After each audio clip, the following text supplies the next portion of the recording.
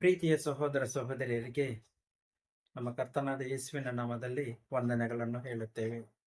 ಸಹೋದರ ಚಂದ್ರು ಅಂತ ಒಬ್ರು ಎರಡು ಪ್ರಶ್ನೆ ಕೇಳಿದ್ದಾರೆ. ಆ ಎರಡು ಪ್ರಶ್ನೆಗೆ ಉತ್ತರ ಹೇಳಬೇಕು ಅಂತ ಕೇಳಿದ್ದಾರೆ. ಆ ಪ್ರಶ್ನೆ ಏನು ಅಂತ ಈಗ ನೋಡೋಣ. ಮೊದಲನೇದಾಗಿ 1 ಯೋಹಾನ 4:12ರಲ್ಲಿ ದೇವರನ್ನು ಯಾರೂ ಎಂದೂ ನೋಡಿಲ್ಲ. ಈ ಪ್ರಶ್ನೆ ಏನಂತ ಕೇಳ್ತಾ ಇದ್ದಾರಂದ್ರೆ, ಈ ವಾಕ್ಯದಲ್ಲಿ ಯೋಹಾನನು ಬರೀತಾ ಇದ್ದಾನೆ, ದೇವರನ್ನು ಯಾರು ಎಂದೂ ನೋಡಿಲ್ಲ ಅಂತ. ಆದರೆ ಈ ಯೋಹಾನನು ಯೇಸು ಸ್ವಾಮಿನ ನೋಡಿದ್ದಾರೆ. ಅದೇ ರೀತಿ ಯೇಸು ಸ್ವಾಮಿ ಜೊತೆಗಿರುವಂತ 12 ಶಿಷ್ಯರು ಅಂದ್ರೆ ಈ ಯೋಹಾನನು ಕೂಡ ಅವರಲ್ಲಿ ಒಬ್ಬನು. ಈ 12 ಶಿಷ್ಯರು ಕೂಡ ನೋಡಿದ್ದಾರೆ. ಅದೇ ರೀತಿ ಮರಿಯಳು ನೋಡಿದ್ದಾರೆ, ಅವ್ರ ತಾಯಿ. ಅವ್ರ ತಂದೆ ಯೋಸೇಫ ನೋಡಿದ್ದಾರೆ. ಯೇಸು ಸ್ವಾಮಿ ಹುಟ್ಟಿದಾಗಿನಿಂದ ಸಾಯುವವರೆಗೂ ಎಲ್ಲೆಲ್ಲಿ ಸಂಚರಿಸಿ ಅವರು ಸುವಾರ್ತೆ ಹೇಳಿದರೋ ಅಲ್ಲೆಲ್ಲ ಯೇಸು ಸ್ವಾಮಿಯನ್ನ ನೋಡಿದ್ದಾರೆ. ಆದ್ರೆ ಇಲ್ಲಿ ಯಾರು ನೋಡಿಲ್ಲ ಅಂತ ಯೋಹಾನನ್ ಹೇಳ್ತಾ ಇದ್ದಾನೆ. ಚರ್ಚ್ಗಳಲ್ಲಿ ಪಾಸ್ಟರ್ಗಳು ಯೇಸು ಸ್ವಾಮಿನೇ ದೇವರು ಅಂತ ಹೇಳ್ತಾರೆ. ಆದರೆ ಯೋಹಾನನು ಈ ರೀತಿ ಬರೆದಿದ್ದಾನಲ್ಲ, ಆದ್ದರಿಂದ ಆ ದೇವರು ಯಾರು? ಯಾಕಂದ್ರೆ ಇದಕ್ಕೆ ನನಗೆ ಯಾರು ಸರಿಯಾಗಿ ಉತ್ತರವನ್ನು ಹೇಳ್ತಿಲ್ಲ. ಆದ್ದರಿಂದ ದಯವಿಟ್ಟು ನೀವು ಹೇಳೋದಕ್ಕೆ ಆಗುತ್ತಾ ಸರ್ ಅಂತ ಬರೆದಿದ್ದಾರೆ. ಆದ ಕಾರಣ ಈ ಒಂದು ಪ್ರಶ್ನೆಗೆ ನಾವು ಉತ್ತರವನ್ನು ಹೇಳೋದಕ್ಕೆ ಪ್ರಯತ್ನಿಸೋಣ. ಅದೇ ರೀತಿ ಈ ಎರಡನೇ ಪ್ರಶ್ನೆ ಏನ್ ಕೇಳಿದ್ದಾರೆ ಅಂದ್ರೆ, ಅವರು ಅಲ್ಲೆಲೂಯಾ ಅಂದ್ರೆ ನಾವೇನ್ ಹೇಳ್ಬೇಕು, ಅಥವಾ ಅವರು ಪ್ರೈಸ್ ದಿ ಲಾರ್ಡ್ ಅಂದ್ರೆ ನಾವು ಏನ್ ಹೇಳ್ಬೇಕು, ಅದನ್ನೇ ಹೇಳ್ಬೇಕಾ? ಈ ಎರಡು ಪ್ರಶ್ನೆಗೆ ದಯವಿಟ್ಟು ಉತ್ತರ ಹೇಳೋದಕ್ಕೆ ಆಗುತ್ತಾ ಅಂತ ಕೇಳಿದ್ದಾರೆ. ಆದ್ರೆ ನಾವು ಈ ವಿಡಿಯೋದಲ್ಲಿ ಮೊದಲನೇ ಪ್ರಶ್ನೆಗೆ ನೋಡೋಣ. ಆಮೇಲೆ ನೆಕ್ಸ್ಟ್ ವಿಡಿಯೋದಲ್ಲಿ ಈ ಅಲ್ಲೆಲೂಯಾ ಮತ್ತು ಪ್ರೈಸ್ ದಿ ಲಾರ್ಡ್ ಇದರ ಬಗ್ಗೆ ನೋಡೋಣ. ಮೊದಲನೇದಾಗಿ 1 ಯೋಹಾನ 4:12ರಲ್ಲಿ ಯೋಹಾನನು ಬರೀತಾನೆ, ದೇವರನ್ನು ಯಾರೂ ಎಂದೂ ನೋಡಿಲ್ಲ. ಅಂದ್ರೆ ಈ ವಾಕ್ಯದಲ್ಲಿ ಯಾರೂ ಎಂದೂ ನೋಡಿಲ್ಲ ಅಂದ್ರೆ ಆದಾಮ ಅಂದ್ರೆ ಮನುಷ್ಯರೆಲ್ಲರೂ ಕೂಡ ಈ ವಾಕ್ಯದಲ್ಲಿ ಸೇರ್ತಾರೆ. ಅಂದ್ರೆ ಈ ಮನುಷ್ಯರೆಲ್ಲರೂ ಅಂದ್ರೆ ಸೃಷ್ಟಿ ಯಾವಾಗ ಆದಾಮನಿಂದ ಪ್ರಾರಂಭವಾಯಿತು. ಆದಾಮನಿಂದ ಪ್ರಾರಂಭವಾಗಿ ಆದಾಮನಾಗ್ಲಿ ಅವ್ರ ಮಕ್ಕಳಾಗ್ಲಿ ಅಥವಾ ಮೋಶೆ ಆಗ್ಲಿ, ಅನಂತರ ಬಂದ ಪ್ರವಾದಿಗಳು ಅಬ್ರಾಮ್ ಇಸಾಕ್ ಯಾಕೋಬ ಅವರಾಗ್ಲಿ, ಆ ಅನಂತರ ಬಂದ ರಾಜರು ಯಾರನ್ನು ಸಹ ದೇವರನ್ನ ನೋಡಿಲ್ಲ ಅಂತಾನೆ ಈ ವಾಕ್ಯದ ಅರ್ಥ. ಸಾಮಾನ್ಯವಾಗಿ ಈ ಪೆಂತೋಕೋಸ್ಟ್ ಅಂದ್ರೆ ಈ ಚರ್ಚ್ಗಳಲ್ಲಿ ಪಾಸ್ಟರ್ಗಳು ಏನ್ ಬೋಧನೆ ಮಾಡ್ತಾರೆ ಅಂದ್ರೆ, ತಂದೆ ಮಗ ಪವಿತ್ರಾತ್ಮ ಈ ಮೂವರು ಒಂದೇ, ಇದೇ ಬೋಧನೆ ಅವ್ರದ್ದು. ಅಂದ್ರೆ ಹೇಗೆ ಅಂದ್ರೆ, ಒಬ್ಬ ಸಿನಿಮಾ ಆಕ್ಟ್ರೆಸ್ ಇರ್ತಾರೆ, ಅವ್ರು ಬಂದು 3 ಕ್ಯಾರೆಕ್ಟರ್ ಮಾಡ್ತಾರೆ. ಅಂದ್ರೆ ತಂದೆಯಾಗಿ, ಮಗ ಆಗಿ, ಮೊಮ್ಮಗ, ಅಂದ್ರೆ 3 ಕ್ಯಾರೆಕ್ಟರ್ ಮಾಡ್ತಾರಲ್ಲ, ಇದೇ ರೀತಿಯಾಗಿರುತ್ತೆ ಇವರ ಬೋಧನೆ. ಅವ್ರು ಆ ರೀತಿ ಬೋಧನೆ ಮಾಡೋದಕ್ಕೂ ಕೂಡ ಒಂದು ಕಾರಣ ಇರುತ್ತೆ. ಅವರು ಕಲಿತಂತ ಆ ಒಂದು ಬೈಬಲ್ ಕಾಲೇಜ್ ಏನ್ ಹೇಳುತ್ತೆ, ಅವ್ರು ಬರೀ ಯೇಸು ಸ್ವಾಮಿ ಬಗ್ಗೆ ಮಾತ್ರನೇ ಅವ್ರಿಗೆ ಟೀಚ್ ಮಾಡ್ತಾರೆ. ಯೇಸು ಸ್ವಾಮಿಗೆ ದೊಡ್ಡವರೊಬ್ರು ಇದ್ದಾರೆ, ಅವ್ರ ತಂದೆಯಾದ ಯೆಹೋವ ದೇವರು ಅನ್ನೋದನ್ನ ಮಾತ್ರ ಅವ್ರಿಗೆ ಹೇಳುವುದಿಲ್ಲ. ಆದ್ದರಿಂದ ಅವರು ಬರೀ ಯೇಸು ಸ್ವಾಮಿನೇ ದೇವರು. ಅವ್ರ ಹಳೆ ಒಡಂಬಡಿಕೆಯಲ್ಲಿ ಆ ಯೆಹೋವ ದೇವರಾಗಿದ್ದರು. ಹೊಸ ಒಡಂಬಡಿಕೆಯಲ್ಲಿ ಅವತಾರ ಹಾಕೊಂಡು ಬಂದ್ರು. ಆನಂತರ ಯೇಸು ಸ್ವಾಮಿ ಪರಲೋಕಕ್ಕೆ ಹೋಗಿ ಮತ್ತೆ ಪವಿತ್ರಾತ್ಮರಾಗಿ ಬಂದಿದ್ದಾರೆ. ಇದೇ ಅವರು ಹೇಳುವಂತ ಬೋಧನೆ. ಆದರೆ ಇಲ್ಲಿ ನಾವು ತಿಳ್ಕೊಳ್ಬೇಕು, ತಂದೆಯಾದ ದೇವರು ಬೇರೆ, ಯೇಸು ಕ್ರಿಸ್ತನು ಬೇರೆ, ಪವಿತ್ರಾತ್ಮರು ಬೇರೆ. ಈಗ ಪರಲೋಕದಲ್ಲಿ ತಂದೆಯಾದ ಯೆಹೋವ ದೇವರು ಸಿಂಹಾಸನದಲ್ಲಿ ಕುಳಿತುಕೊಂಡಿದ್ದಾರೆ. ಯೇಸು ಸ್ವಾಮಿ ಬಂದು ಅವ್ರ ಬಲಗಡೆಯಲ್ಲಿ ಕುಳಿತುಕೊಂಡಿದ್ದಾರೆ. ಅಲ್ಲಿಬ್ರು ಆಯ್ತಾ. ಈ ಭೂಮಿಯಲ್ಲಿ ಬಂದು ಪವಿತ್ರಾತ್ಮರಿದ್ದಾರೆ. ಮೂವರಾಯ್ತು. ಮೂವರು ಸೇರಿ ಒಂದೇ ಆಗಿದ್ದರೆ ಅವ್ರು ಇಲ್ಲಿರ್ಬೇಕು, ಇಲ್ಲಾಂದ್ರೆ ಅಲ್ಲಿರ್ಬೇಕು. ಒಂದೇ ಆಗಿದ್ದಾರೆ. ಇವ್ರು ಏನ್ ಹೇಳ್ತಾರೆ ಅಂದ್ರೆ, ಯಾವ ವಾಕ್ಯ ಹೇಳ್ತಾರೆ ಅಂದ್ರೆ, ಆದಿಯಲ್ಲಿ ವಾಕ್ಯವಿತ್ತು ಅಂದ್ರೆ ಯೋಹಾನ 1:1 ಹೇಳ್ತಾರೆ. ಅದು ಬಿಟ್ಟು ನಾನು ತಂದೆಯು ಒಂದಾಗಿದ್ದೇವೆ ಇದು ಹೇಳ್ತಾರೆ. ಯೆಶಾಯ 9ನೇ ಅಧ್ಯಾಯ 6ರಿಂದ ಬರೆಯಲ್ಪಟ್ಟಿರ್ತಕ್ಕಂಥ ವಾಕ್ಯಗಳನ್ನ ಹೇಳ್ತಾರೆ. ನಾವು ಮೊದಲು ತಿಳ್ಕೊಳ್ಬೇಕು, ಯೋಹಾನನು ಇದನ್ನು ಬರೆಯುವಾಗ ದೇವರನ್ನು ಯಾರು ಎಂದೂ ನೋಡಿಲ್ಲ ಅಂತ ಬರೆಯುವಾಗ ಅವ್ರು ಬಂದು ಯೇಸು ಸ್ವಾಮಿ ಬಗ್ಗೆ ಅಲ್ಲ ಹೇಳ್ತಾ ಇರೋದು. ಇಲ್ಲಿ ಬಂದು ಯೇಸು ಸ್ವಾಮಿಯನ್ನ ಕಳಿಸಿರ್ತಕ್ಕಂಥ ತಂದೆಯಾದ ದೇವರ ಬಗ್ಗೆ ಮಾತಾಡ್ತಾ ಇದ್ದಾರೆ. ಯೇಸು ಸ್ವಾಮಿಯನ್ನ ನೋಡಿದ್ದಾರೆ, ಆದರೆ ತಂದೆಯಾದ ಯೆಹೋವ ದೇವರನ್ನ ಯಾರು ನೋಡಿಲ್ಲ. ಅದು ನೋಡೋದಕ್ಕೂ ಆಗಲ್ಲ. ಈ ಯೋಹಾನನು ಹೇಳೋದಕ್ಕಿಂತ ಮುಂಚೆನೆ ಈ ಮಾತನ್ನ ಯೇಸು ಸ್ವಾಮಿನೇ ಹೇಳ್ತಾರೆ.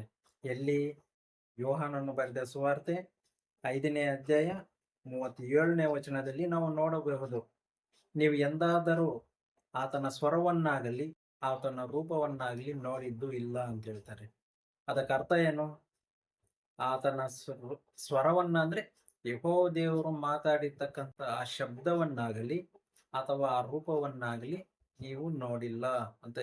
ಎಂದಾದರೂ ಅಂದ್ರೆ ಯಾವ ಕಾಲದಲ್ಲಾದರೂ ಸರಿ, ಅದು ಆದಾಮನ ಕಾಲದಲ್ಲಿ ಆದರೂ ಸರಿ, ಅಬ್ರಹಾಂ ಇಸಾಕ್ ಅವರ ಕಾಲದಲ್ಲಾದರೂ ಸರಿ, ಮೋಶೆಯ ಕಾಲದಲ್ಲಿ ಯಾವ ಕಾಲದಲ್ಲಿ ಆದರೂ ಆತನ ಸ್ವರವನ್ನು ಕೇಳಿಲ್ಲ ಅಂತಾರೆ.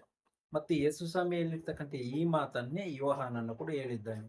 ಇವರಿಬ್ಬರೇ ಹೇಳಿದ್ರೆ ಈ ಮಾತನ್ನ? ಇಲ್ಲ. ಇದನ್ನ ಇನ್ನೂ ಒಬ್ರು ಹೇಳಿದ್ದಾರೆ. ಅವ್ರು ಯಾರಂದ್ರೆ ಪೌಲನು ಹೇಳ್ತಾನೆ. ಎಲ್ಲಿ? 1 ತಿಮೋಥಿ 6:16. ಇದರಲ್ಲಿ ನೋಡ್ಬೇಕು, ಆ ಲಾಸ್ಟ್ ಲೈನ್ ನಾವು ನೋಡುವಾಗ, ಮನುಷ್ಯರಲ್ಲಿ ಯಾರೂ ಆತನನ್ನ ಕಾಣಲಿಲ್ಲ. ಯಾತನನ್ನ ಅಲ್ಲಿ ಮೇಲೆ ಓದಿದ್ರೆ ನಮ್ಗೆ ಗೊತ್ತಾಗುತ್ತೆ. ಆ ತಂದೆಯಾದ ದೇವರು ಅದೃಶ್ಯದಾತನು ಆತನ ಗುಣಗಳನ್ನು ವರ್ಣಿಸುತ್ತಾನೆ.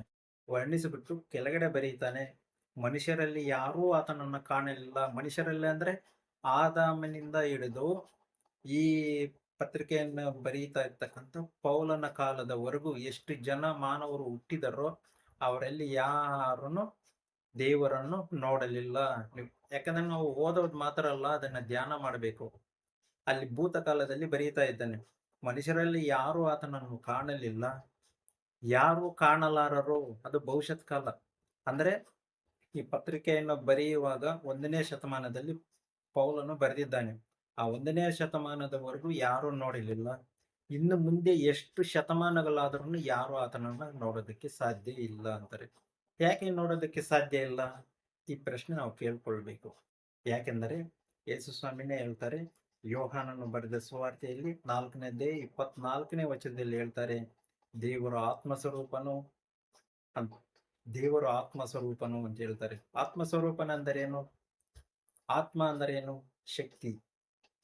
ಶಕ್ತಿಗೆ ಬಂದು ರೂಪ ಇರೋದಿಲ್ಲ. ಉದಾಹರಣೆಗೆ ನಾವು ಎಲೆಕ್ಟ್ರಿಕ್ ಅಂದ್ರೆ ಕರೆಂಟನ್ನು ನಾವು ನೋಡೋದಕ್ಕೆ ಸಾಧ್ಯ ಇಲ್ಲ. ಮರವನ್ನು ನೋಡ್ಬೋದು, ಮರದಲ್ಲಿ ಇರ್ತಕ್ಕಂಥ ವೈರ್ ನೋಡ್ಬೋದು. ಅದೇ ರೀತಿ ಫ್ಯಾನ್ ಹೋಗುತ್ತೆ, ಟಿವಿ ಹೋಗುತ್ತೆ, ಲೈಟ್ ಉರಿಯುತ್ತೆ. ಈ ರೀತಿ ನಾವು ನೋಡಬಹುದು. ಆದರೆ ಆ ಶಕ್ತಿಯನ್ನ ನಾವು ಎಲ್ಲೂ ನೋಡೋದಕ್ಕೆ ಆಗೋದಿಲ್ಲ. ಅದ್ರ ಶಕ್ತಿ ಇದೆ ಅಂತ ಹೆಂಗ್ ಗೊತ್ತಾಗುತ್ತೆ? ಅದ್ರ ಟಚ್ ಮಾಡಿದ್ರೆ ಅದ್ರ ಶಾಕ್ ನಮ್ಗೆ ಹೊಡೆಯುತ್ತೆ, ಆಗ ಇದರಲ್ಲಿ ಶಕ್ತಿ ಇದೆ ಅಂತ ಗೊತ್ತಾಗುತ್ತೆ. ಅದೇ ರೀತಿ ತಂದೆಯಾದ ಯೆಹೋವ ದೇವರು ಬಂದು ಆತ್ಮ ಸ್ವರೂಪನು ಅಂದರೆ ಆತನು ಶಕ್ತಿಯಾಗಿದ್ದಾನೆ ಮತ್ತು ಆತನಿಗೆ ಯಾವುದೇ ರೂಪವಿಲ್ಲ ಅಂತ ಅರ್ಥ. ಅದಕ್ಕೆ ವಿಮೋಚನಾ ಕಾಂಡದಲ್ಲಿ ದಶಾಜ್ಞೆಗಳು ಬರೆಯುವಾಗ, ನೀವು ಆಕಾಶದ ಕೆಳಗಡೆ ಭೂಮಿಯ ಮೇಲೆ ಇರ್ತಕ್ಕಂಥ ಯಾವುದರ ರೂಪವನ್ನು ಮಾಡಿಕೊಳ್ಳಬಾರದು ಅಂತಾರೆ. ಯಾಕಂದ್ರೆ ದೇವರು ಬಂದು ಯಾವುದೇ ರೂಪ ಇರೋದಿಲ್ಲ. ಆತನು ಬಂದು ಶಕ್ತಿಯಾಗಿರ್ತಾನೆ. ಆತನು ಬಂದು ಕಾಣಿಸೋದಿಲ್ಲ. ಒಂದು ವೇಳೆ ಮನುಷ್ಯರಲ್ಲಿ ಯಾರಾದರೂ ನೋಡಿದ್ರೂ ಯಾರು ಬದುಕೋದಿಲ್ಲ. ಇದು ಮೋಶೆಗೆ ಒಂದ್ಸಲ ಹೇಳ್ತಾನೆ, ಮನುಷ್ಯರಲ್ಲಿ ಯಾರು ನನ್ನನ್ನು ನೋಡೋದಕ್ಕಾಗೋದಿಲ್ಲ ಅಂತ. ಹಾಗಾದ್ರೆ ನಾವು ಅಂದ್ಕೊಳ್ಬಹುದು, ಹಾಗಾದ್ರೆ ದೇವರು ಮಾತಾಡ್ಲಿಲ್ಲ, ನೋಡ್ಲಿಲ್ಲ ಅಂದ್ರೆ ಆದಾಮನ ಜೊತೆ ಮಾತಾಡಿದ್ಯಾರು? ಆಮೇಲೆ ಕಾಯಿನ ಏಬೆಲ್ ಇದ್ರಲ್ಲ, ಅವ್ರ ಜೊತೆ ಮಾತಾಡಿದ್ಯಾರು? ಅಬ್ರಾಮ್ ಇಸಾಕ್ ಯಾಕೋಬರ ಜೊತೆ ಮಾತಾಡಿದ್ಯಾರು? ಮೋಶೆ ಜೊತೆ ಮಾತಾಡಿದ್ಯಾರು? ಇದೆಲ್ಲ ನಮಗೆ ಪ್ರಶ್ನೆ ಬರುತ್ತೆ. ಯಾರಂದ್ರೆ ಅವರೆಲ್ಲ ದೇವದೂತರು. ಯಾಕಂದ್ರೆ ಉದಾಹರಣೆ ನಿಮ್ಗೆ ಹೇಳ್ತೀನಿ. ಇವತ್ತು ನಮ್ಮ ಒಂದು ದೇಶಕ್ಕೆ ಪ್ರಧಾನಮಂತ್ರಿ ನರೇಂದ್ರ ಮೋದಿ ಇದ್ದಾರೆ. ಈಗ ಆಧಾರ್ ಕಾರ್ಡ್ಗೆ ಪ್ಯಾನ್ ಕಾರ್ಡ್ ಜೋಡಣೆ ಮಾಡಬೇಕು ಅಂತ ಆರ್ಡರ್ ಮಾಡಿದ್ರು. ಅವ್ರ ಕೆಲಸ ಏನು? ಒಂದು ಆರ್ಡರ್ ಮಾಡ್ತಾರೆ. ಆದ್ರೆ ಆ ಕೆಲಸ ಮಾಡೋರು ಯಾರು? ಅದರ ಕೆಳಗಡೆ ಇರ್ತಕ್ಕಂಥ ಡಿಪಾರ್ಟ್ಮೆಂಟ್ಗಳು, ಅದಕ್ಕೆ ಆಗಿರ್ತಕ್ಕಂಥ ಒಂದೊಂದು ಡಿಪಾರ್ಟ್ಮೆಂಟ್ ಇರುತ್ತೆ. ಅವ್ರು ಬಂದು ಕೆಲಸ ಮಾಡ್ತಾರೆ. ಪ್ರತಿಯೊಬ್ಬ ರೈತರಿಗೂ ಕಿಸಾನ್ ಸಮ್ಮಾನ್ ಯೋಜನೆಯಲ್ಲಿ 2,000 ರೂಪಾಯಿ ಕೊಡಬೇಕು ಅಂತ ಆಜ್ಞೆ ಮಾಡಿದ್ರು. ಈಗ ಆಜ್ಞೆ ಮಾಡಿದ್ಯಾರು? ಪ್ರಧಾನಮಂತ್ರಿಯವರು.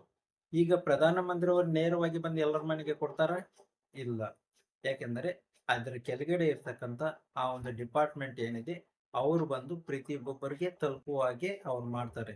ಆ ಯೋಜನೆ ರೂಪಿಸಿ ಅದರ ಮೂಲಕ ಪ್ರತಿಯೊಬ್ಬೊಬ್ಬರಿಗೆ ಹಣ ಹೋಗುವ ಹಾಗೆ ವ್ಯವಸ್ಥೆ ಮಾಡ್ತಾರೆ. ಅದೇ ರೀತಿ ಯೆಹೋವ ದೇವರು ಬಂದು ಒಂದು ಆರ್ಡರ್ ಮಾಡ್ತಾರೆ. ಅದರಲ್ಲಿ ಕೆಳಗಡೆ ಇರ್ತಕ್ಕಂಥ ದೇವದೂತರು ನಮ್ಗೆ ಆ ಕೆಲಸ ಮಾಡ್ತಾರೆ. ಆದಾಮನ ಜೊತೆಯಾಗ್ಲಿ, ಕಾಯಿನ ಹೇಬೆಲ್ ಅವ್ರಿಗಾಗ್ಲಿ, ಅಥವಾ ಅಬ್ರಾಮ್ ಇಸಾಕ್ ಯಾಕೋಬರಿಗಾಗ್ಲಿ, ಅಥವಾ ಮೋಶೆ ಜೊತೆಯಾಗ್ಲಿ, ಅಥವಾ ಸೀನಾಯಿ ಬೆಟ್ಟದಲ್ಲಿ ಧರ್ಮಶಾಸ್ತ್ರ ಬರೆದು ಕೊಟ್ರಲ್ಲ ಅಲ್ಲಿ ಆಗ್ಲಿ, ಮೋಶೆಗೆ ದರ್ಶನ ಕೊಟ್ಟ ಒಂದು ಬೆಟ್ಟದಲ್ಲಿ ಆಗ್ಲಿ, ಎಲ್ಲ ಕಡೆನೂ ದೇವದೂತರನ್ನೇ ಮಾತಾಡಿದ್ದಾರೆ ಹೊರತು ಯೆಹೋವ ದೇವರು ಬಂದು ಎಲ್ಲಿನೂ ಅವ್ರು ಬಂದು ಮಾತಾಡಿದ್ದು ಇಲ್ಲ, ಅವನು ಬಂದು ನೋಡೋದಕ್ಕೂ ಕೂಡ ಸಾಧ್ಯನೇ ಇಲ್ಲ. ಯಾಕೆಂದರೆ ಅವರ ಆಕಾರ ಎಷ್ಟು ದೊಡ್ಡದು ಅಂತ ಒಂದು ಸಲ ನೀವು ಯೋಚನೆ ಮಾಡಬೇಕು. ಬೈಬಲ್ನಲ್ಲಿ ಒಂದು 2 ಜಾಗದಲ್ಲಿ ಆತನ ಆಕಾರ ಎಷ್ಟು ಅಂತ ಹೇಳ್ತಾರೆ. ಎಲ್ಲಿ ಅಂದ್ರೆ, ಆಕಾಶವು ನನಗೆ ಸಿಂಹಾಸನ, ಭೂಮಿಯೇ ನನಗೆ ಪಾದಪೀಠ. ಈಗ ಆಕಾಶವು ನನಗೆ ಸಿಂಹಾಸನ ಅಂದ್ರೆ ಈ ಆಕಾಶ ಎಷ್ಟು ದೊಡ್ಡದು? ವಿಜ್ಞಾನ ಹೇಳುತ್ತೆ ಈ ಆಕಾಶ ಎಷ್ಟು ದೊಡ್ಡದು ಅಂತ ಹೇಳ್ಬೇಕಂದ್ರೆ ಇನ್ನು ಸಾವಿರಾರು ವರ್ಷಗಳು ಸಂಶೋಧನೆ ಮಾಡಬೇಕು. ಅಷ್ಟು ದೊಡ್ಡದಾಗಿದೆ ಈ ವಿಶ್ವ ಅಂತ ಹೇಳುತ್ತೆ. ಹಾಗಾದ್ರೆ ಇಷ್ಟು ದೊಡ್ಡದಾಗಿರುವ ಈ ವಿಶ್ವವನ್ನ ಸಿಂಹಾಸನವನ್ನಾಗಿ ಮಾಡ್ಕೊಂಡಿದ್ದಾನಂದ್ರೆ ಇನ್ನು ಆತನ ಆಕಾರ ಎಷ್ಟು ದೊಡ್ಡದು ಒಂದು ಸಲ ನಾವು ಯೋಚನೆ ಮಾಡಬೇಕು. ಆತನ ಸ್ವರ ಕೇಳಿದ್ರೆ ಕೂಡ ನಾವು ಯಾರು ಬದುಕೋದಿಲ್ಲ. ಅಷ್ಟು ದೊಡ್ಡದಾದ ದೇವರು. ಮನುಷ್ಯರಲ್ಲಿ ಯಾರು ಆತನನ್ನು ಕಾಣೋದಕ್ಕೆ ಸಾಧ್ಯ ಇಲ್ಲ. ಆದ ಕಾರಣ ಈ ವಾಕ್ಯವನ್ನು ಬರೆದಿರೋದಕ್ಕೆ ಕಾರಣ ತಂದೆಯಾದ ಯೆಹೋವ ದೇವರನ್ನ ನೋಡೋದಕ್ಕೆ ಸಾಧ್ಯವಿಲ್ಲ ಅಂತ ಯೇಸು ಸ್ವಾಮಿ ಹೇಳಿರೋದು ತಂದೆಯಾದ ಯೆಹೋವ ದೇವರ ಬಗ್ಗೆನೆ. ಅದೇ ರೀತಿಯಾಗಿ ಯೋಹಾನನ್ನು ಬರೆದಿರೋದು ಅದೇ ತಂದೆಯಾದ ದೇವರ ಬಗ್ಗೆ. ಅದೇ ರೀತಿ ಪೌಲನು ಹೇಳಿದ್ದು ಕೂಡ ಅದೇ ತಂದೆಯಾದ ದೇವರ ಬಗ್ಗೆ. ಯಾಕೆಂದರೆ ತಂದೆ, ಮಗ, ಪವಿತ್ರಾತ್ಮ ಇವು ಮೂವರು ಒಂದಾಗಿದ್ದಾರೆ ಅಂದ್ರೆ ಎಲ್ಲ ಸೇರಿ ಮೂವರು ಒಂದೇ ಶರೀರದಲ್ಲಿ ಅಂಟ್ಕೊಂಡಿದ್ದಾರೆ ಅಂತ ಅರ್ಥ ಮಾಡ್ಕೊಳ್ಳಬಾರದು. ಒಂದೇ ಆಗಿದ್ದಾರೆ ಅಂದ್ರೆ ಅವರ ಉದ್ದೇಶ ಒಂದೇ, ಒಂದೇ ಆಗಿ ಅವರು ಕಾರ್ಯನಿರ್ವಹಿಸುತ್ತಿದ್ದಾರೆ ಅಂತ ಅರ್ಥ. ನಾನು ತಂದೆಯು ಒಂದಾಗಿರುವ ಪ್ರಕಾರ ನೀವೆಲ್ಲರೂ ಕೂಡ ಒಂದಾಗಿರ್ಬೇಕು ಅಂತ ಯೇಸು ಸ್ವಾಮಿ ಹೇಳ್ತಾರೆ. ಹಾಗಾದ್ರೆ ನಾವೆಲ್ಲರೂ ಒಂದೇನಾ? ಅಲ್ಲ. ಯಾಕಂದ್ರೆ ನಾವೆಲ್ಲ ವ್ಯಕ್ತಿಗಳು ಬೇರೆ ಬೇರೆ, ಆದ್ರೆ ನಮ್ಮ ಉದ್ದೇಶ ಒಂದೇ. ಏನದು? ದೇವರ ರಾಜ್ಯವನ್ನ ಕಟ್ಟಬೇಕೆಂಬುದು ನಮ್ಮ ಉದ್ದೇಶ ಒಂದೇ ಆಗಿರಬೇಕು. ಅದೇ ರೀತಿ ತಂದೆಯ ಉದ್ದೇಶ ಮತ್ತು ಮಗನಾದ ಯೇಸು ಸ್ವಾಮಿ ಉದ್ದೇಶ, ಅದೇ ರೀತಿ ಪವಿತ್ರಾತ್ಮರ ಕಾರ್ಯ ಕೂಡ ಅವು ಮೂವರದು ಉದ್ದೇಶ ಒಂದೇ ಆಗಿರುವುದರಿಂದ ಒಂದೇ ಎಂಬ ಮಾತನ್ನ ಉಪಯೋಗಿಸಿದ್ದಾರೆ. ಬೈಬಲ್ನಲ್ಲಿ ದೇವರು ಬೇರೆ, ಸರ್ವಶಕ್ತನಾದ ದೇವರು ಬೇರೆ. ದೇವರು ಅಂತ ತುಂಬಾ ಜನಕ್ಕೆ ದೇವರು ಅಂತ ಕರೆದಿದ್ದಾರೆ. ಅವನ್ನೆಲ್ಲ ನಾವು ಆರಾಧನೆ ಮಾಡೋದಕ್ಕಾಗೋದಿಲ್ಲ. ಆದರೆ ಸರ್ವಶಕ್ತನಾದ ದೇವರು ಅಂತ ಯಾರನ್ನ ಕರೆದಿದ್ದಾರೆ ಅಂತ ನಾವು ಮೊದಲು ತಿಳ್ಕೊಳ್ಬೇಕು. ಅದು ಬಂದು ತಂದೆಯಾದ ಯೆಹೋವ ದೇವರ ಬಗ್ಗೆ ಮಾತ್ರ ಸರ್ವಶಕ್ತನಾದ ದೇವರು ಅಂತ ಬಳಸಿದ್ದಾರೆ. ಯಾರಾದ್ರೂ ಒಂದು ಒಳ್ಳೆಯ ಒಬ್ಬ ವ್ಯಕ್ತಿ ತೀರು ಹೋದ್ರು ಅಂದ್ಕೊಳ್ಳಿ, ಆಗ ಏನಂತಾರೆ? ದೇವರಂತ ಮನುಷ್ಯ ಹೋಗ್ಬಿಟ್ರಲ್ಲಪ್ಪ ಅಂತಾರಲ್ಲ. ಆದ್ರೆ ಯಾಕೆ ದೇವರಂತ ಮನುಷ್ಯನು ಅಂತಾರೆ? ಆ ದೇವರಲ್ಲಿರ್ತಕ್ಕಂಥ ಗುಣಗಳು ಇರುವುದರಿಂದ ದೇವರಂತ ಮನುಷ್ಯನು ಅಂತ ಆ ಒಂದು ಬಿರುದನ್ನ ಕೊಡ್ತಾರೆ. ಅದೇ ರೀತಿಗೆ ಬೈಬಲ್ನಲ್ಲಿ ತುಂಬಾ ಜನನ ದೇವರು ಅಂತಾರೆ. ತುಂಬಾ ಜನನ ಅನ್ನೋದಲ್ಲ, ದೇವರ ವಾಕ್ಯವನ್ನು ಇತ್ಕೊಂಡು ಯಾರ್ಯಾರು ನಡೀತಾರೋ ಅವರು ಕೂಡ ದೇವರುಗಳು ಅಂತ ಯೇಸು ಸ್ವಾಮಿ ಸ್ವತಃ ಹೇಳ್ತಾರೆ. ಆದ್ದರಿಂದ ದೇವರು ಬೇರೆ, ಸರ್ವಶಕ್ತನಾದ ಅಥವಾ ಸೃಷ್ಟಿಕರ್ತನಾದ ದೇವರು ಬೇರೆ. ಈ ಚರ್ಚ್ಗಳಲ್ಲಿ ಮೂವರನ್ನು ಸೇರಿ ಒಂದೇ ಆಗಿ ಮಾಡಿರೋದ್ರಿಂದ ಕೆಲವೊಂದು ಸಲ ನಮಗೆ ಕೆಲವೊಂದು ಪ್ರಶ್ನೆಗಳಿಗೆ ಉತ್ತರ ಸರಿಯಾಗಿ ಅರ್ಥ ಆಗೋದಿಲ್ಲ. ಆದ್ದರಿಂದ ಈ ಒಂದು ಪ್ರಶ್ನೆಗೆ ನಿಜವಾಗ್ಲೂ ಅರ್ಥ ಏನೆಂದರೆ, ಯೇಸು ಸ್ವಾಮಿಯನ್ನ ನೋಡಿದ್ದಾರೆ, ಆದರೆ ತಂದೆಯಾದ ಯೆಹೋವ ದೇವರನ್ನ ಇದುವರೆಗೆ ಸೃಷ್ಟಿಯಲ್ಲಿ ಯಾರೂ ನೋಡಿಲ್ಲ, ಅದನ್ನ ನೋಡೋದಕ್ಕೂ ಕೂಡ ಸಾಧ್ಯ ಇಲ್ಲ. ಅದಕ್ಕೆ ಒಂದು ವಾಕ್ಯ ಹೇಳುತ್ತೆ, ಆತನು ಎಲ್ಲರ ಮೇಲಿರುವವನು, ಎಲ್ಲರ ಮುಖಾಂತರ ಕಾರ್ಯ ನಡೆಸುವವನು ಆಗಿದ್ದಾನೆ ಅಂತ. ಎಲ್ಲರ ಮುಖಾಂತರ ಅಂದರೆ ಯೇಸು ಸ್ವಾಮಿಯ ಮುಖಾಂತರ ಆಗಲಿ, ದೇವದೂತರ ಮುಖಾಂತರವಾಗಲಿ, ಅಥವಾ ಪವಿತ್ರಾತ್ಮರ ಮುಖಾಂತರವಾಗಲಿ, ಅಥವಾ ಪ್ರವಾದಿಗಳ ಮುಖಾಂತರವಾಗಲಿ ಕಾರ್ಯ ನಡೆಸುವುದು ಎಲ್ಲರಿಗಿಂತ ಮೇಲೆ ಇರೋರು ಮಾತ್ರ ಅಂತ ನಾವು ತಿಳ್ಕೊಳ್ಬೇಕು.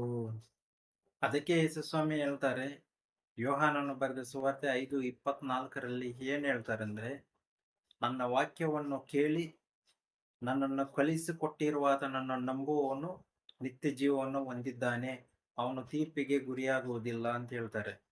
ಈ ವಾಕ್ಯ ಬಂದು ಚರ್ಚೆಗಳಲ್ಲಿ ಎಲ್ಲೂ ಹೇಳೋದಿಲ್ಲ. ಯಾಕಂದ್ರೆ ಯೇಸು ಸ್ವಾಮಿ ತನ್ನಷ್ಟಕ್ಕೆ ತಾನೇ ಬಂದನು ಅಂತಾನೆ ಹೇಳುತ್ತೆ. ಆದ್ರೆ ಇಲ್ಲಿ ಹೇಳ್ತಾನೆ, ನನ್ನನ್ನು ಯಾರು ಕಳಿಸಿಕೊಟ್ಟಿದ್ದಾರೋ ಅವರನ್ನ ನಂಬಿದ್ರೆ ಮಾತ್ರನೇ ನಿಮ್ಗೆ ನಿತ್ಯ ಜೀವ ಬರುತ್ತೆ ಅಂತ ಹೇಳ್ತಾರೆ. ಆದ್ದರಿಂದ ಯೇಸು ಸ್ವಾಮಿ ಹೇಳಿದ ರೀತಿಯಲ್ಲಿ ಮಗನಿಗಿಂತ ತಂದೆಯು ದೊಡ್ಡವನು ಅಂತ ಹೇಳ್ತಾರೆ. ಮತ್ತೆ 4 ಸುವಾರ್ತೆಗಳನ್ನು ಎಲ್ಲಿಯೂ ನನ್ನಷ್ಟಕ್ಕೆ ನಾನೇ ಬಂದಿದ್ದೀನಿ ಅಂತ ಹೇಳೋದಿಲ್ಲ. ನನ್ನ ತಂದೆಯು ನನ್ನನ್ನು ಕಳಿಸಿಕೊಟ್ಟಿದ್ದಾನೆ ಅಂತಾನೆ ತುಂಬಾ ಕಡೆಯಲ್ಲಿ ಹೇಳಿದ್ದಾರೆ. ಆದ್ದರಿಂದ ಈ ಕೊನೆ ದಿನಗಳಲ್ಲಿ ಎಚ್ಚರವಾಗಿದ್ದು ನಾವು ಸತ್ಯ ಯಾವುದು, ಸುಳ್ಳು ಯಾವುದು, ಇದನ್ನ ಮೊದಲು ನಾವು ತಿಳ್ಕೊಳ್ಳೋದಕ್ಕೆ ಪ್ರಯತ್ನ ಪಟ್ಟರೆ ಖಂಡಿತ ಪವಿತ್ರಾತ್ಮರ ಮೂಲಕ ನಮಗೆ ಯಾವುದೇ ಪ್ರಶ್ನೆಯಾಗಿದ್ದರೂ ಅದಕ್ಕೆ ಉತ್ತರ ದೊರೆಯುತ್ತದೆ. ಆದ್ದರಿಂದ ಆ ಸಹೋದರ ಸಹೋದರಿಯರಿಗೆ ಯಾರಿಗಾದರೂ ಒಂದು ಪ್ರಶ್ನೆ ಇದ್ದರೆ ನೀವೊಂದು ಕಾಮೆಂಟ್ ಮೂಲಕ ಬರೆಯುವುದಾದರೆ ನಾವು ಪ್ರಾರ್ಥನೆ ಮಾಡಿ ಆ ಒಂದು ಪ್ರಶ್ನೆಗೆ ಉತ್ತರವನ್ನು ತಿಳ್ಕೊಳ್ಳುವುದಕ್ಕೆ ದೇವರ ಕೃಪೆಯಿಂದ ಪ್ರಯತ್ನಿಸೋಣ. ತಂದೆಯಾದ ದೇವರ ಮತ್ತು ಕರ್ತನಾದ ಯೇಸು ಸ್ವಾಮಿಯ ಕೃಪೆಯು ನಮ್ಮೆಲ್ಲರೊಂದಿಗೆ ಇರಲಿ. ಆಮೆನ್.